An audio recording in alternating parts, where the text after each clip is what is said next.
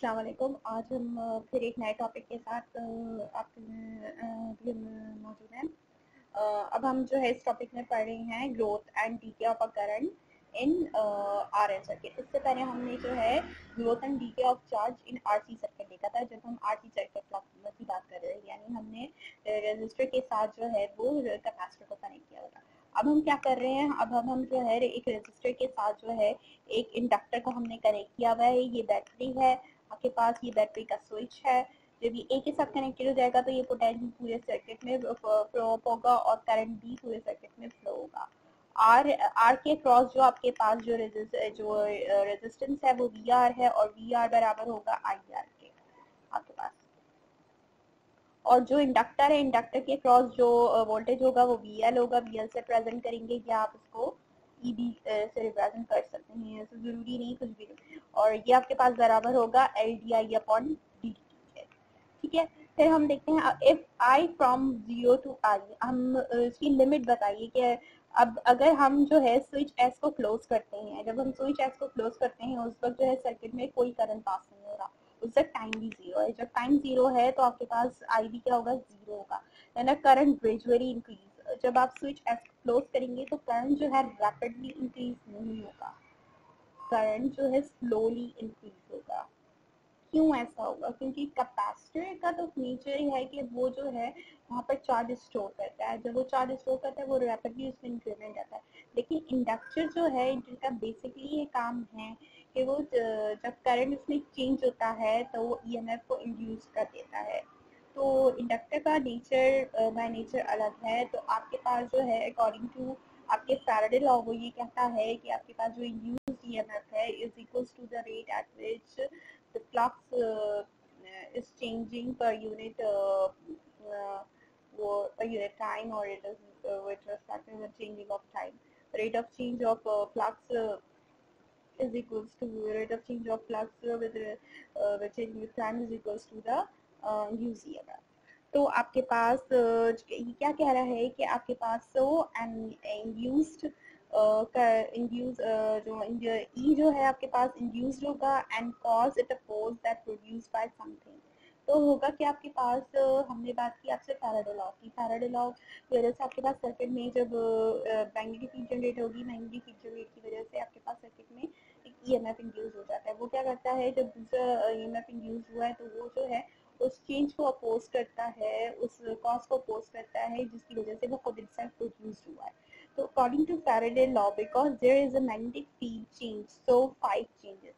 आपके पास की बात है, आप ये बात अच्छी तरीके से जानते हैं, हमने फैराडे लॉ जो पढ़ा है, फैराडे लॉ ये कहता है कि अगर मैग्नेटिक फील्ड में चेंज वाकई हो रहा होगा तो वहां पर आपके पास जो है फाइव भी जो है फ्लक्स भी चेंज हो जाते हैं। क्योंकि फैराडे लॉ ऑफ इंडक्शन से हमें मैग्नेटिक फील्ड मैग्नेटिक फ्लक्स और मैग्नेटिक फ्लक्स का तो मैग्नेटिक फ्लक्स का जो है हमें कॉन्सेप्ट मिलता है वहाँ से। देन आपके पास जो है ये rate of change of close surface B dot D L, magnetic field to D L बराबर हो जाएगा minus N D five upon D. ये किस चीज को रिप्रेजेंट कर रहा है? ये रिप्रेजेंट कर रहा है आपके पास total EMF induced EMF of the battery, जो कि बराबर होगा 5 डॉट डी एल। अच्छा, अब आपके पास जो है वो करंट कहता है करंट बराबर है वी अपॉन आर के। अब हम बात करते हैं, ये तो एक इक्वेशन थी हमारे पास, ये जो है इंड्यूस्ड ईएमएफ है। अब हम बात करते हैं आईआर की। आईआर हमारे पास जो है, जो हमें बैटरी के हमने स्विच एस जैसे ही क्लोज किया है तो हम हमारे पास होगा क्या कि वोल्टेज जब गुजरेगा, वोल्टेज जो है लो पोटेंशियल से हाई पोटेंशियल की तरफ जा रहा है, तो ये जो टोटल वी है इसको हम नेगेटिव लेंगे। और जब ये लो से हाई पोटेंशियल की तरफ जा रहा है तो ये हमारे पास आपके पास जो है ये पॉजिटिव और नेगेटिव होगा, ये नेगेटिव और पॉजिटिव होगा।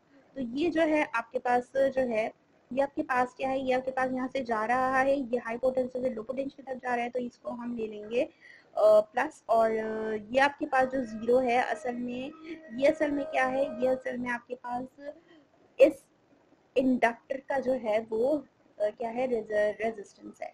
ये वो रेजिस्टेंस है जब आपके पास इंडक्टर, इस साइड इंडक्टर की भी एक रेजिस्टेंस अपनी होगी, क्योंकि जैसे कैपेसिटर की भी एक रेजिस्टेंस होती है, इसी तरीके से आपके पास इंडक्टर की भी एक रेजिस्टेंस होगी।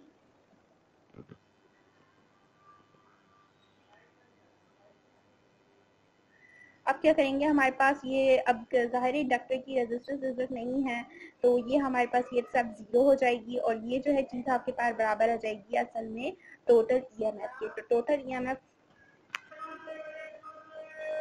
तो ये आपके पास बराबर हो गया minus L D I T upon D D T. अब ये चीज़ क्या है, ये असल में बैटरी का इंड्यूस्ड ईएमएफ है, जो कि क्या होगा, वो इस पूरे सर्किट में फ्लो होने वाले ईएमएफ को, सर्किट में पूरे टोटल फ्लो होने वाले बैटरी का जो वोल्टेज होगा, वो जो बैटरी का वोल्टेज पूरे सर्किट में गुजर रहा है, और यहाँ पर इंडक्टर जो लगा हुआ है उसकी वजह से मैग्नेटिक फील्ड भी प्रोड्यूस हुई। अगर करंट में चेंज आ रहा है तो मैग्नेटिक फील्ड में चेंज आया, मैग्नेटिक फ्लक्स में चेंज आया, फिर ईएमएफ इंड्यूस है। ये वो ईएमएफ है, ठीक है, वो इस ईएमएफ की जो नेगेटिव साइन इसको शो कर रहा है, तो इसके जो है नेगेटिव साइन के बराबर होगा ये टोटल पोटेंशियल इसके, ठीक है। बिकॉज हम ये जानते हैं कि E बराबर है minus L D I upon D we T, और एल क्या है आपके पास असल में इंडक्टेंस है। अब आपके पास आ गया आई आर, ये जीरो है, ये खत्म हो गया, equals to zero, minus V equals to minus L I upon D T. अब हमने चीज़ों को थोड़ा सा सेटिंग की है, हम इस चीज़ को इधर ले आए और इस पूरी चीज़ को उठा के हम इधर ले आए, इसको इन चीज़ों को हमने उलट पार कर दिया है, इसको हम लेफ्ट साइड पे लेगा और इसको हमने राइट साइड, आई आर यहाँ प्लस हो रहा है, यहाँ आकर माइनस हो गया और ये प्लस भी हो गया। अब हमने क्या किया है, अब हमने जो है इसको उसी तरीके से लिख दिया है और देन फिर हम देखते हैं आगे क्या होता है। अब आपने देखा कि हमने जो है कुछ सेटिंग की है, क्रॉस मल्टीप्लिकेशन की है, डीडीटी जो है यहाँ एल से डिवाइड हो रहा था, डीडीटी एल से यहाँ डिवाइड हो रहा था, उनको हमने यहाँ ले जाकर मल्टीप्लाई करा दिया, और जो है ये क्रम्स भी यहाँ जो है मौजूद थी, इसको हम यहाँ पर ले गए, ये देखिए इसको और इसको, ये सिर्फ डीडीटी को हमने यहाँ से हटाया है, इस को ले जाके हमने इस फैक्टर से मल्टीप्लाई करवा रहे हैं।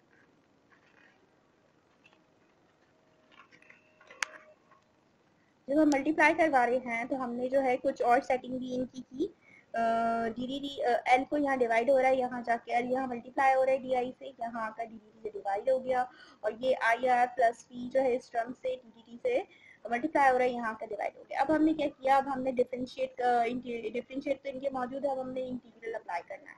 जब हम इंटीग्रल अप्लाई करेंगे तो हम लिमिट्स भी अप्लाई करेंगे। स्टार्टिंग में हमारे पास टाइम जीरो था, फिर जब ये कुछ मैक्सिमम वैल्यू अटेंड करेगा तो टी जो है आपके पास टाइम हो जाएगा।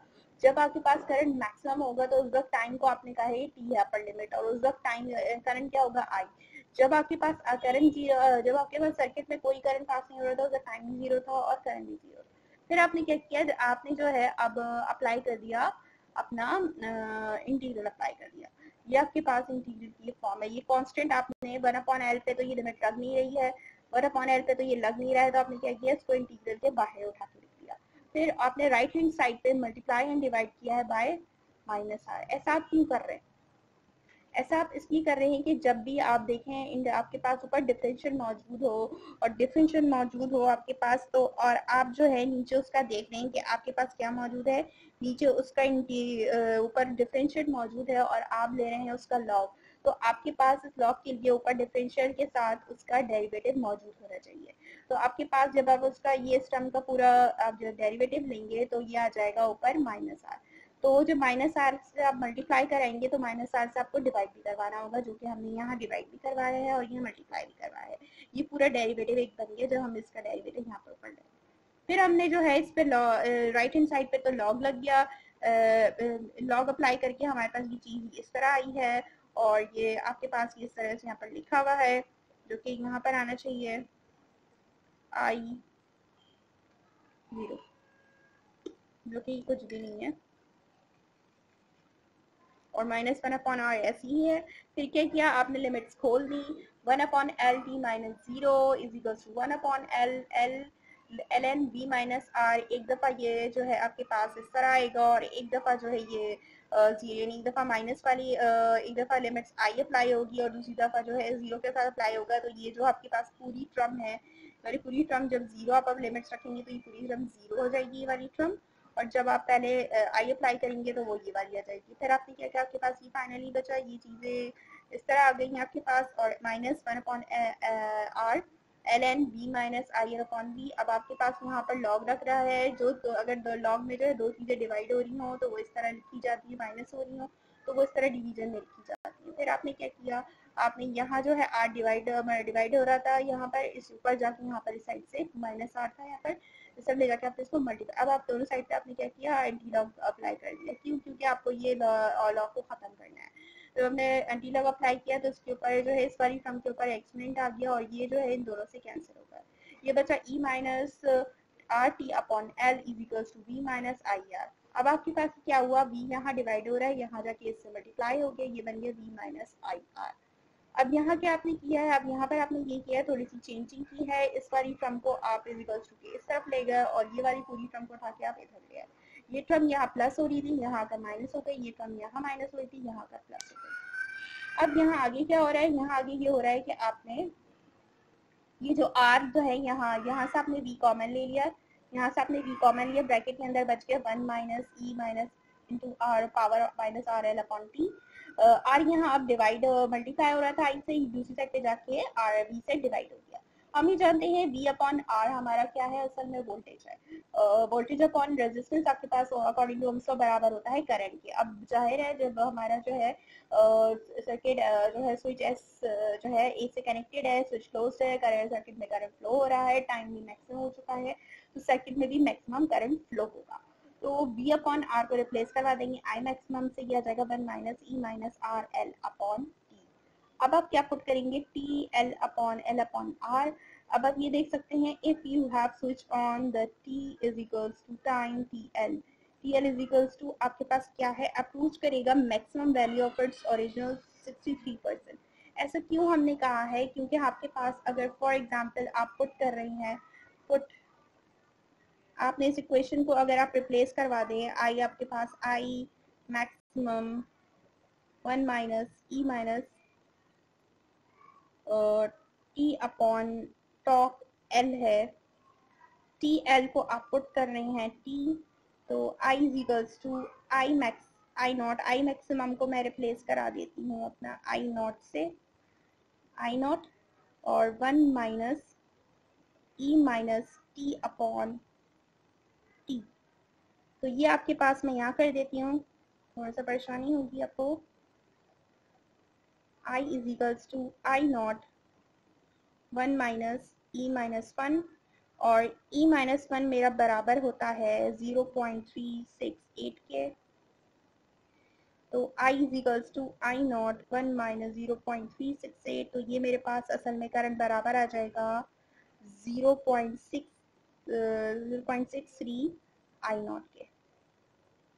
तो फाइनल इसका एक्सप्रेशन है, ये आप देख रहे हैं कि अगर जब मेरे पास ये वाली टर्म आ रही है माइनस आर अपॉन एल, जबकि मेरे पास जो टाइम कांस्टेंट होता है, टाइम कांस्टेंट वो टाइम कांस्टेंट है जब आपके पास जो है एक इंडक्टर फुली क्या हो जाएगा, उसमें फुली जो है उसमें चार्ज गुजरने लगेगा, करंट जो है मैक्सिमम वैल्यू अपनी अटेंड कर लेगा। टी एल अपॉन आर आपके पास बराबर होता है टॉल एल। आपने स्विच ऑन किया था तो आपके पास करंट मैक्सिमम आई गया, टॉ एल आपके पास करंट है, मैक्सिमम वैल्यू जो है करंट जो अपनी अप्रोच करेगा 3%। कैसे, आपने जो है आपके पास इक्वेशन थी एल अपॉन आर जो आपके पास बराबर होता है एल अपॉन जो आपके पास एल अपॉन आर बराबर होता है टॉक एल के, लेकिन आपके पास आर अपॉन एल है जो कि बराबर होगा 1 अपॉन टॉ एल के। ठीक है, फिर आपने इस इक्वेशन में जो आपके ऊपर वाली इक्वेशन आई है इसमें आपने ये इसकी जगह आपने 1 अपॉन एल पुट किया, 1 अपॉन टी एल पुट किया और फिर आपने क्या किया, टी एल को आपने लिया है टी के इक्वल, फिर आपने यहाँ टी पुट किया, टी से टी कैंसिल हो गया, ये बच गया 1 अपॉन 1 I naught 1 minus E minus 1। I is equals to I naught, ये बराबर होता है 0.368 के, ये आ गया आपके पास 0.63 आई नॉट। अब हम चलेंगे डी के ऑफ करंट की तरफ। डी के ऑफ करंट में कहता है कि आपके पास डी करंट में अब डी के कैसे आएगा, स्विच तो क्लोज है, लेकिन अब हम क्या करेंगे, स्विच को ओपन कर देंगे। जैसे हम स्विच को ओपन करेंगे आपके पास जो है, अब इसका मतलब है सर्किट में आपके पास क्या हो गया, डिस्कनेक्ट हो गया सर्किट। इसका मतलब है जो भी टोटल आपके पास जो इंडक्टर में जो वोल्टेज होगा वो टोटल सिर्फ थ्रू आर रेजिस्टेंस आर होगा। Circuit is open then the total EMF, यानी वोल्टेज तो बिल्कुल जीरो हो गया बैटरी का, then the total EMF the voltage drop across resistor होगा और किसके अक्रॉस होगा, इंडक्टर के अक्रॉस होगा। तो अक्रॉस ड्रॉप रेजिस्टर इंडक्टर आपके पास क्या आएगा, minus L D I upon D T minus I are, ये आपके पास आएगा। तो ठीक है, अब आपने क्या किया, ये चीज यहाँ प्लस हो रही है, यहाँ माइनस हो रही है, यहाँ आकर प्लस हो गई। फिर आपने क्या किया है, फिर एल जो है यहाँ देखें आप मल्टीप्लाई हो रहा है। अच्छा ये आपके पास क्या है, ये बैटरी का ये वो आपके पास ये क्या आपके पास, ये आपके पास वो इन वोल्टेज है जो एक और आपके पास इंडक्टर मौजूद होगा, और ये आपके पास रेजिस्टर का वोल्टेज है। फिर आपने क्या किया कि आपके पास आपने एल को ले जाकर डिवाइड करवा दिया, फिर आपने इंटीग्रेट किया दोनों साइड पे। इंटीग्रेट जब आप कर रहे हैं तो जहाँ पर डी डी टी है वहाँ पर आप टी की लिमिट अप्लाई करेंगे, और दूसरी साइड पे डी आई है वहाँ पर आप आई की लिमिट अप्लाई करेंगे। अब आप ये देख रहे हैं कि माइनस आर अपॉन एल तो आपने लिमिट अप्लाई की, तो आपके पास इंटीग्रल अप्लाई करने के बाद लिमिट से दें टी अपॉन जीरो, और ये जो है आपके पास डी आई अपॉन ये है आपके पास डी आई अपॉन आई है। अगर नजर नहीं आ रहा तो ये इस तरह है, आपने लॉग अप्लाई किया, ये बन गया log I E I into I upon I not. आप लिमिट अप्लाई करें आई अपॉन आई नॉट की वजह से, ठीक है। अब आपके पास क्या है, आपके पास लॉग ई एक्स कहता है कि लॉग ई एक्स बराबर है वाई के। अब मेरे पास जिस लिमिट में ये चीज है वो लिमिट्स मेरे पास एक्स बराबर हो जाएगी ई वाई के, ठीक है। तो मेरे पास ये साइड क्या हो गई, जो मेरे पास वो वाली साइड थी वन अपॉन लॉग ई वाली, ये मैंने इसको इस तरह लिख दिया, ये इस तरह आ गई। अब मैंने इसको खोल दिया, मैंने लिमिट्स अब लिमिट्स मैंने ओपन करके इसके ऊपर जो है क्या कर दी, पुट कर दी, लिमिट्स सब पुट कर दी। एक दफा आई पुट किया, दूसरी दफा आई नॉट पुट किया। अब जाहिर है सर्किट में कोई करंट पास नहीं हुआ, तो सर्किट जो है हमारा क्या होगा, करंट जो है अब इसकी जो है पुरानी वैल्यू यानी आई नॉट पे चला जाएगा, minus R L upon T. ये इस तरह आ गया। अब ये दो लॉग में अगर दो टर्म्स अगर माइनस हो रही हो तो वो डिवीजन में आ जाती हैं। अब मैंने क्या किया, दोनों साइड पे क्या कर दिया, एंटी लॉग ले लिया। एंटी लॉग लेने के बाद ये चीज कैंसिल हो जाएगी और यहाँ पर एक्सपोनेंट आ जाएगा, तो ये हो जाएगा आई नॉट, यहाँ डिवाइड हो रहा है, यहाँ जाके क्या हो जाएगा, मल्टीप्लाई हो जाएगा। अब मैं ये जानती हूँ कि मेरे पास एल अपॉन आर बराबर है टॉ एल के। टॉ एल के बराबर मेरे पास क्या है, असल में ये इंडक्टर का टाइम कांस्टेंट है, और मेरे पास असल में ऊपर क्या है, minus R L upon L, और आर अपॉन एल जो होगा रेसिप्रोकल ऑफ टॉ एल होगा। तो मैंने क्या किया, ऊपर वाली जो इक्वेशन 1 है, इक्वेशन 1 में इस आर अपॉन एल को हटा के मैंने डिनोमिनेटर में टी एल पुट कर दिया। तो मेरे पास ये क्या आ गई, I is equals to I naught into. अब मैंने क्या किया, अगले स्टेप में जब मैंने यहाँ टॉयल पुट किया तो टॉयल को मैंने हटा दी क्योंकि मुझे निकालना है डी के। टी एल की जगह मैंने इसको पुट कर दिया टी।